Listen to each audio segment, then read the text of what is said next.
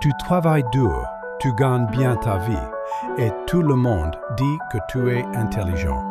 Pourtant, à la fin de chaque mois, le solde est étonnamment vide, te laissant te demander où est passé tout cet argent.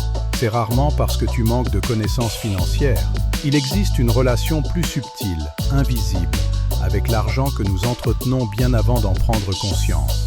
Les psychologues appellent cela des scénarios financiers, des croyances et des comportements subconscients absorbés durant l'enfance qui se répètent dans notre vie d'adulte.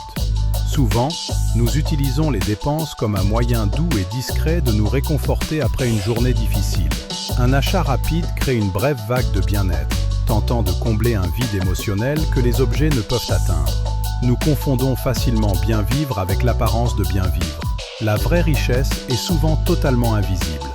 Elle est faite des choses que nous choisissons consciemment de ne pas acheter. D'autres fois, nous tombons dans le piège des coûts irrécupérables. Nous nous accrochons à des habitudes coûteuses ou à des investissements ratés simplement parce que nous ne pouvons supporter d'admettre la perte et de lâcher prise. Pour beaucoup d'entre nous, l'argent était un tabou discret à la maison.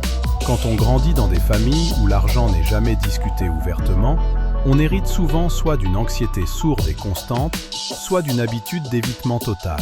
Cela crée un fossé douloureux entre ce que nous savons devoir faire et ce que nous faisons réellement. Nos décisions financières sont rarement guidées par la logique.